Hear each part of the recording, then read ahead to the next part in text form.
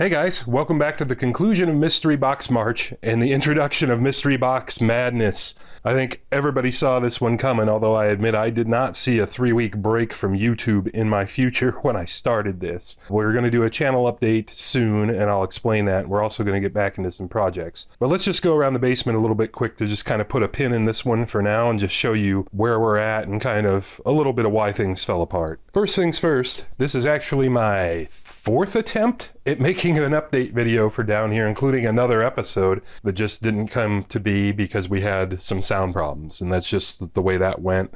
And then some other stuff happened. I'm sure the coronavirus stuff is nothing new to anybody, and that was part of it. The first cool thing is the Horde has started to pay some dividends down here. By getting a few things organized, I've actually managed to repurpose some stuff and get some good use out of it.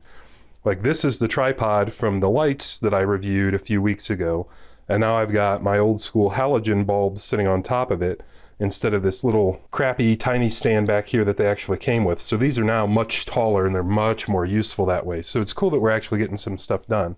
If you take a survey of the land here, you'll notice that there's some new stuff down here too. And oh, we found the label maker too, which is cool. And that is because I started dragging a whole bunch of crap from the rest of the house down here because I kind of need to make some progress up there as well. And that's what I spent a little bit of that time doing. But one thing I did do, which is one of the things that put the finishing touch on me making forward progress with this, is I did go ahead and readjust all these shelves. So now I can get 9 full bins in each location with bins underneath them. Each shelf location has 12 positions for those small bins now, which is really cool. But what I didn't expect at the beginning of this is that I would have to hammer all of these shelving units together, and I will have a review and a build process and everything of those coming out soon. You have to hammer each and every one of these joints together. And when I went back through and hammered these all back apart, that was all my back was going to take. So at that point, I just decided to start sitting it out. Plus, I was kicking up a ton of dust doing all this crap and started thinking, and still am thinking, I might be getting sick, but not like actual,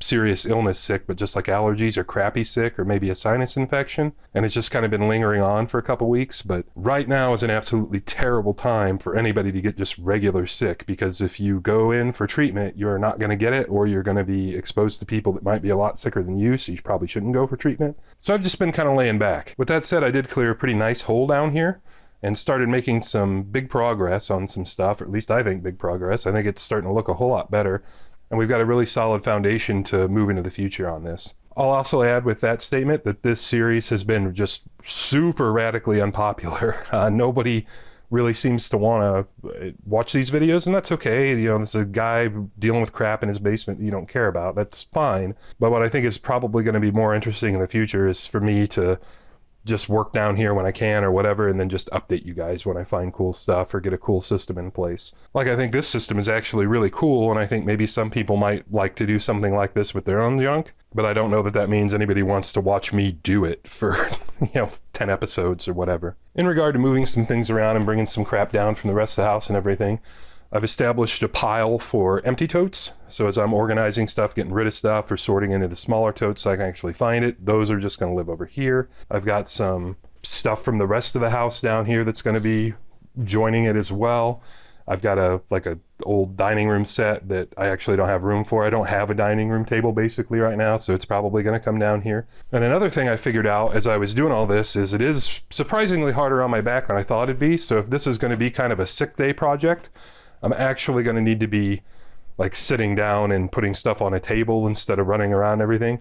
So it's just a plastic PVC folding table that I can set up and like sort nuts and bolts and crap and stuff like that. So unfortunately nothing too terribly exciting, but I don't think this was a very exciting series anyway. But I did learn an awful lot about the new camera. I learned an awful lot about Vegas doing it, and those were 2 of my goals. I also didn't spend pretty much any money doing any of this, which was definitely a goal, and that's going to be a trend that's continuing into the future. And we'll talk more about that in the update that I'll be making soon. But for right now, this is going to be the end of our mystery box session. And when it comes back, it'll be mystery box madness, because I should have known better anyway than to know that I would actually get all this accomplished in a month. It was going strong for a while though. And just to not be a jerk, to close this one out, I'm going to show you guys the contents of the mystery box from the thumbnail. And the funny part about that is I know exactly what's in that box. It never was a mystery box, and I'm not going to unpack it. What that is all my automotive air conditioning equipment. So all my gauges, my vacuum pump and all that, and I'll show it to you. So that's what's in there. That is the vacuum pump itself. There's a can of AC dye. That bottle of oil is oil the pump needs to run on, gauge manifold and some extra hoses. There's a UV light and some glasses in there for detecting leaks when using refrigerant with dye in it. A bunch of fittings and crap like that. Really nothing all that exciting, but it was just at the time I made the thumbnail, the easy box to get to, and I knew the day would come where I would feel too guilty about catfishing you about this, so that day's today. Here's what's in that box. So that's it. At least that's it for now. Pretty soon here we're going to be back out in the shop. I've got to get some stuff done out there in a major way really soon. The tractor definitely needs some attention. I guess it's probably a week or two until I'm going to actually have to mow again, which is kind of weird in my mind because time has just been ripping by lately. So we're going to have some regular mechanical content soon, some actual project videos around here coming up. And as always, guys, I want to thank you for stopping in, and we'll catch you on the next one.